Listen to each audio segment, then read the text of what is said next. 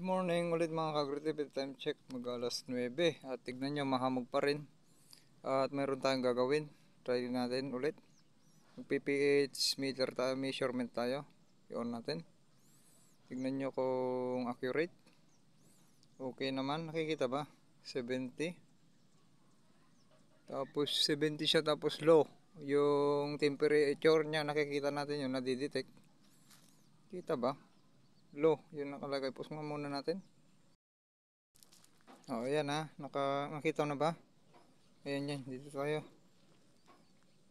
Ayan, di-detect. I-adjust natin dito para makita nyo na accurate tong reading natin. Kita ba? Ayan yung temperature. Ayan, 79,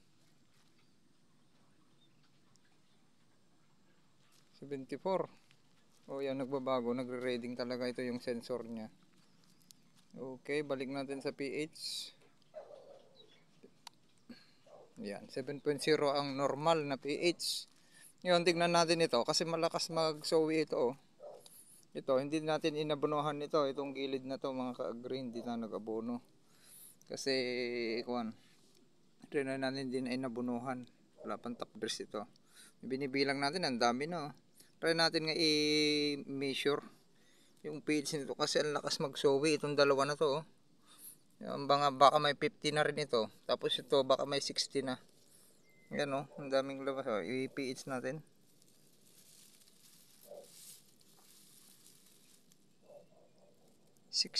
Nakita nyo ba? 6.8 talaga dito banda. Mga ka-agri, dito sa punlaan natin banda. Ang ganda ng lupa. 6.9 pa 6.8, 6.9, 7 pa. Tignan nyo, ibig sabihin accurate. Tara doon sa harap tapos magtitest tayo doon banda. Okay. Lamig pa rin. Sana ay okay na mamaya yung i-pause muna natin. Siguro. Tara. Huwag na. Nag-garden ka? Nag-garden ka? Para Jenny James sa kiruroot.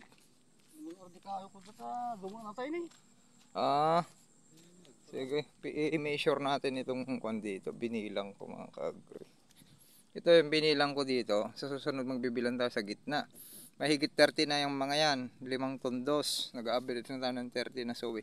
Ito yung pH meter natin. Para makita natin kung acidic, alkaline. Dito natin i-test ulit. Tignan nyo Teka, i-activate natin yung ilaw. Ayan. Ibabaw 7.0. Kita nyo yung ibabaw nyan. Try natin sa 7.0. May pang tayo dito. Yan pamunas para hindi maditik ulit. Ito ay maganda kung mayroon kayong ganito. Measurement ng pH. Tapos yung kahit yung tubig pwede. 4-in-1 ito para makita natin yung lupa na tinatamnan natin kung acidic or alkaline. Yung gusto ng itatanim natin mga palay, mayroon yan. Kailangan 6 to 7 pag vegetative stage, tapos 5 to 6 ganon sa repro. Parang sa mga tanim din na gulay, may gustong pH level at kanyan sa lupa para lumaki ng maayos yung ating tanim, hindi nababansot. Kasi pag nag-alkaline, sobrang pumunta sa 8 yung pH level, ay mahina maglabas ng ugat, delay, pati pagtangkad. Tapos yung sa acidic naman, pag bumaba sa 4, kagaya nung tinis natin noon, yun yung mga nagkakasakit, yung iron toxicity, nagkukulay red na. Okay, try natin sa 1 feet na itusok sa ilalim sa bandang ugat. 6.8, kaya napakaganda binitawan ko na 6.8. Maglalaro 6.8. Yan lumalalim pa. Okay, ayun, nakakuha na kasi nagagalaw. 6.8 talaga dito sa punla natin, kaya tignan nyo yung pagkakondisyon dito, kasi dito nga tayo nagpunla yung palay ang kapal. Makapal na yung palay dito, kaya napaka-importante mga ka-agri na i-condition yung lupa. Naglagay tayo dito ng manure galing dyan sa piggery natin bago natin pinagpunlaan nito 5 bags ata yung nailagay natin. Okay, tara. At doon tayo, yung may sakit doon sa SL28 naman tayo. Kasi palaging lubog. Yung dating acidic 4.5. Tignan natin kung tumaas na yung pH value, level. Ayan. Okay, bumalik ulit. Basta pag nag-grading kayo, hugasan ninyo. Dito sa kon na tayo, dito sa pinaka-plan niya. Tara dito. Ito yung kon natin. Doon, malalaki doon. I-test natin doon para masundan nyo yung malalaki kung ano yung gusto ng palay na pH level sa vegetative stage na gaano bumulas. Okay, dito tayo mag-reading. Bago tayo mag-umpisa na kung nandun si Pinsan Diyos nagdadamo. Dito tayo, malalaki dito. I-test natin. Tignan nyo para masundan nyo. Kaya napaka-importante ito. Teka, i-reset natin. O yan, naka-reset 7.0. Diyan, tusok natin. Ibabaw muna. 6.6. Yan o, naglaro na. Teka, bitawan na natin. O, 6.7, nakita nyo? Binitawan ko. Yan yung ideal na pH na gusto ng ating palay para buminat. Kasi dito banda yung natutuyuan, tignan nyo yung pH level niya, ang taas. Kita nyo, umaabot siya sa pH 6.8 yung pH level niya. Tara, punta tayo doon sa malalim sa palaging nalulubog. Ngayon yun yung nagkakasakit, iron toxicity. Tawag doon, pag hindi na drain. Dito tayo noon nag-test, tapos banda doon, pag hindi na drain yan, ay yun yung nangyayari. Ayan, nagiging na iron toxicity pag hindi matuyuan, kaya napaka-importante na patuyuan natin. Okay, test natin dito banda. At least nakaka-recover na dito. Tignan natin kung tumaas na. Dati ito ay 4.5. Yung kwan nito, test natin kasi nagsusuwi na. Tignan nyo.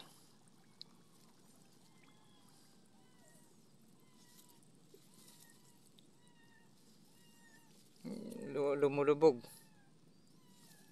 Ulitin natin. Teka, hugasan ko lang.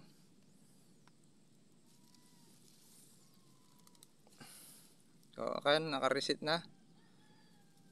Yan para masundan nyo, mga kagre. Sama-sama tayong. Teka, isaw-saw ko na. O yan, 1, 2, 3. O, 6.2 na yung pH nya dito sa ibabaw. Kaya okay na.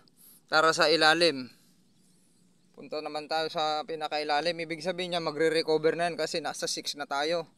Kabilis naging 4.5, naging 5.5 pH, tapos ngayon 6.2 na. Kita nyo, naka-reset. Ilalim tayo. Tusok. Sa ilalim, medyo naabot pa rin ng kuno, hindi pa naka-recover. 5.1, nakita nyo? Yung pinakailalim nyo, halos 1 feet yan. Acidic pa rin yung nasa ilalim. Sobrang acidic, ayaw niya. Kaya mga ilang araw pa, i-test ulit natin. Hope na kakatulong tayo. Puntahan nyo yung YouTube channel natin, AgriTipid PH, para masundan nyo yung ating ginagawa sa pagpapalaki ng palay na hindi may scientific basis, hindi yung tsamba-tsamba. Okay? Ganun lang. Kaya yung mga malalaki, ibig sabihin pumapalo yun ng 6.2. Tapos yun, na ang lakas mag-sowe yung kabila ay 6.8. Yun yung gusto nila. Yun yung natest ko rin sa mga matataas noon. Pag natutuyuan na yung ating palay ay tumataas yung pH level niya, gumaganda. Meron pa umabot. Yung natuyuan dun sa taas, umabot dun ng 7.0 pataas. Okay? Ito, try natin dito. Tignan nyo, pansin nyo, yung SL28 natin dito, nahuhuli. Kasi ito lubog. Tabi ng kanal. Kaya napaka-importante yung leveling. Yung leveling natin sa land preparation, ipapantay. Okay, sa susunod siguro, gawin natin pag nagpabungkal na tayo dito, araro. Kuha tayo dun sa part na mataas, tatabunan na natin to para hindi nalulubog. Actually, ito pinabantayan ko na tawag doon, nanandanak. Yung dalawa, yung pinabantay ko dito, wala pa rin. Inuna yung paglalasing. Kaya mas maganda tayo mismo yung magbabantay. Kaya napapahamak tayo, humihina yung ani natin dahil sa pag napabayaan natin yan. Itetest natin dito. Tignan nyo, at least nakaka-recover na. Ayan yung magiging mangyayari pag nalubog. Ayan, kita nyo, huwag nyong pagkamalan na tungro yan. Okay, tapos zinc deficiency, ibig sabihin yung ilalim nyan, yung mga hindi na decompose na dayami, yung sobrang sustansya, kahit abono kayo ng abono dyan, ang lalim nito, lusak, lubak, ay napunta na lahat dito yung sustansya. Ibig sabihin, napakadali lang yung solusyon nito, patuyuan. Okay, ganun lang. Okay, 7.0, tara sa ibabaw. Teka, hugasan ulit natin. Tignan natin kung nagbago na yung ibabaw kasi nagsulpit tayo eh. 5.2 pa rin yung ibabaw nito. Pansin nyo? Tara sa ilalim. Okay, at least nagsusuwi na kaysa kwan. Tapos ang diskarte dyan mga ka-agree, kung ganyan na lubog na, pag dikit-dikitin nyo, tignan nyo, halos dikit-dikit na, at least pag magsuwi lang ng taglilima yan, ay hindi tayo matatalo sa population density. Yan, i-test natin hanggang sa loob. Sa loob niya 4.5 pa rin, ganun ka-acidic yung ilalim niyan. Okay, ganun lang. Kailangan pa ito na hayaan lang muna natin sa ilang araw, patuyuan natin. Okay, hayaan na natin na madrink, at least nakapag-abono naman na tayo hanggang makuri. Okay, ganun na lang. Wala na tayong oras, mapupul memory tayo.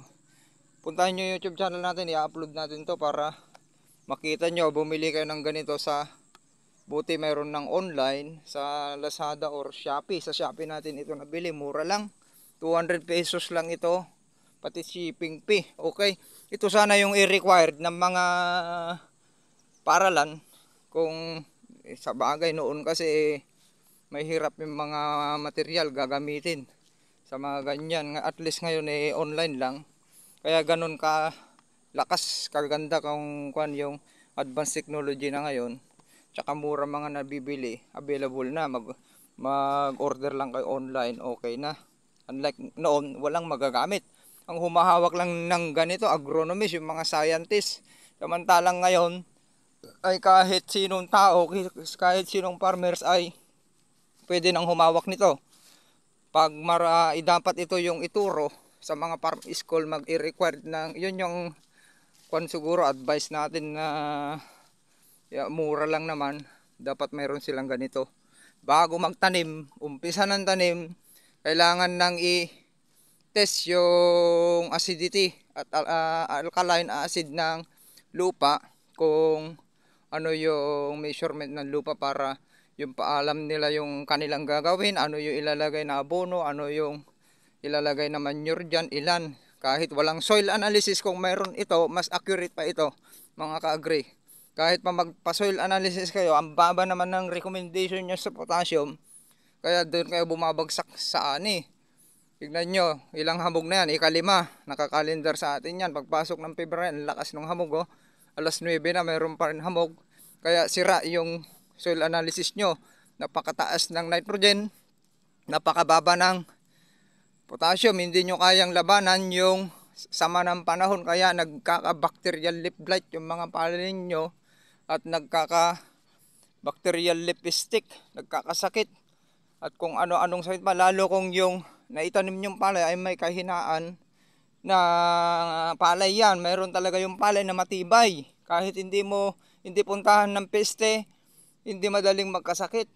Meron yung palay na, meron naman yung spray ka ng spray sa simula pa lang, kasi sobrang darker, puntahan ng mga peste, at malamya, mabango sa panlasa ng mga. Good afternoon mga ka-agritipage, time check 2:30. Ito yung pagkain nyo mamaya, videos tayo saglit yung mga alaga natin. 2:30, ayan, at may pakay tayo dyan sa loob, magpapaligo. Ganda na, oh, kabilis gumana mga ka-agree. Ang ganda ng panahon kasi, tignan nyo. Kaya sinabi ko kanina, bumaba na, ibaba na yung tubig galing sa taas, at yan yung palay natin sa oras ng 230. Yan yung leaf color index. Ayan, naglalaro na sa 4 to 5. Okay, ayan. Ito yung harap. Ayan, marami ng showy yan mga ka-agree. Yung kwan lang natin dyan ay pinapabinat na, pero at least lalabas pa yung ibang showy dyan ay mas maganda. Yung ganyan na showy, yan yung mga dinagay natin dyan pang 30 plus na yan. Ka-agree, ayan o. Okay, dito naman tayo sa kanina nag-test tayo pala ng pH level ng ating lupa at ang napatunayan natin dito tayo nag-test banda dyan. Tapos doon sa dyan sa pure organic natin ay 6.5 to 6.8. Tapos trinay natin dito, tuturo ko pala. Dito SL28H natin, tangkad. Ayan oh, kabilis na buminat. Dito banda, ayun, nag-test tayo doon sa malaki. Kung mapapansin nyo, malalaki dyan. Dyan tayo nag-test 6.7. Okay? Okay, ayan ang lalaki nito. Hindi na natin inabunuhan ito. Gilid. Observe natin kung ano yung kan hindi natin inabunuhan yan nung nakarang araw. Okay? Nag-top dress ulit tayo sa dyan na nga lang. Ika, pause muna na. Kinukulit ako ng mga to. Sige. Yan, tinik. Diyan na kayo kumain. Yan si Milky, anak niya yan, oh. Hindi ko alam kung anong pinangalan ng mga bata. Okay, kaganda, oh. Na-imagine ko mga ka-agree ito. Pag namunga ito ay kaganda, lalo pag tumangkad na parang macho. Kaganda na. Diba? Yan yung foliar natin ay foliar na ng Aggressive International Corporation na organic foliar and soil spraying. Okay. Yun yung part na tines naman natin dyan banda. Tignan nyo, ipakita natin bago tayo mapasok. Sana hindi mapul memory. Medyo at least nagre-recover na. Kanina, di ba, nag-test tayo 5.1, ganun na yung kwan nito. Tapos sa topsoil, yan kaya nagsusuwi na. Ito lang banda yung problema natin sa SL20H. Dun banda ay matatangkad na. Ay bali ang lalim niya 6.2 na, tapos 5.1 kung hindi ako nagkakamali. Tara sa loob, sharing is caring. Yun, nagpapapasok pa tayo konti doon para makapagdamo tayo. Tapos dito naman banda kanina yung tines natin.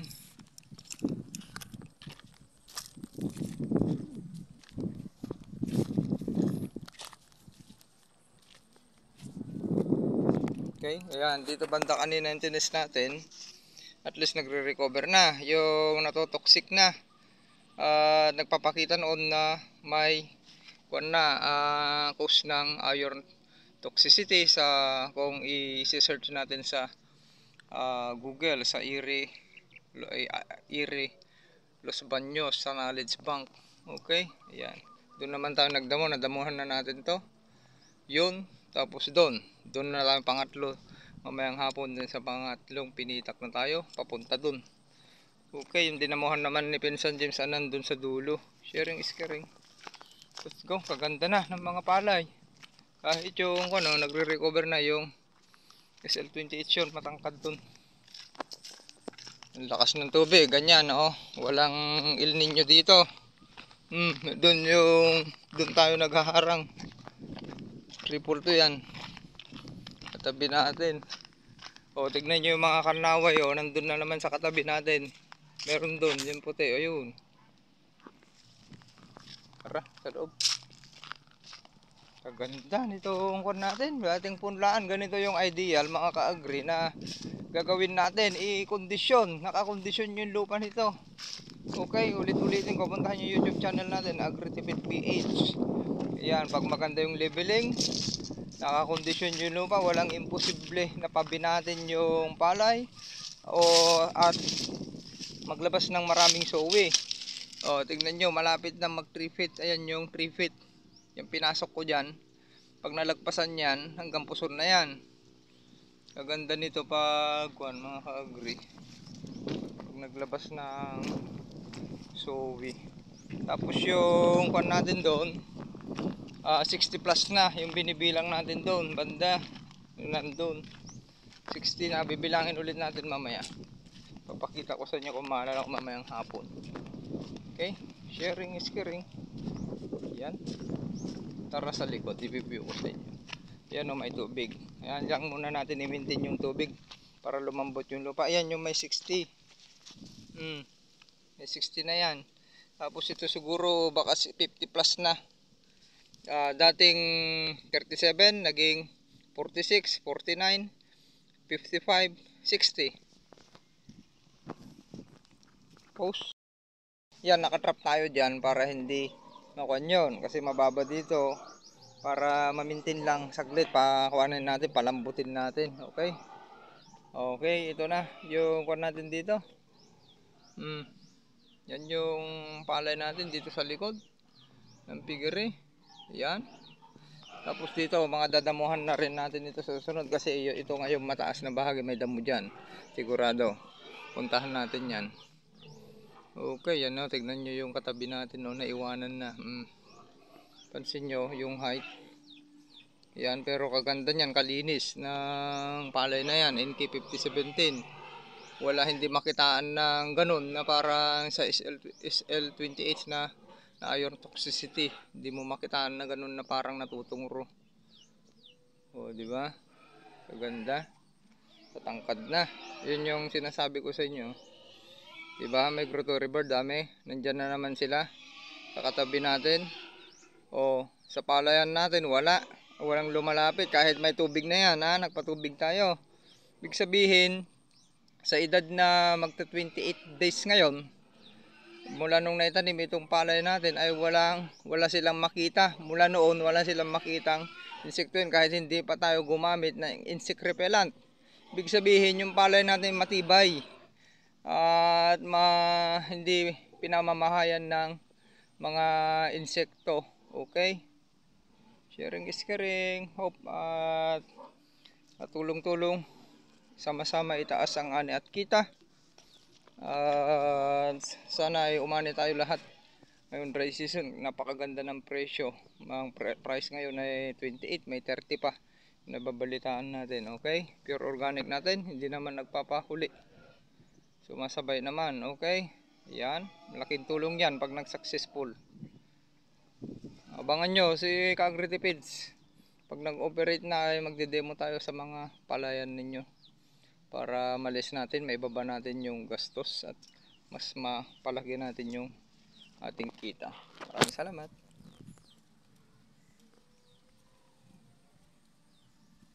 Bye-bye. Trabaho na.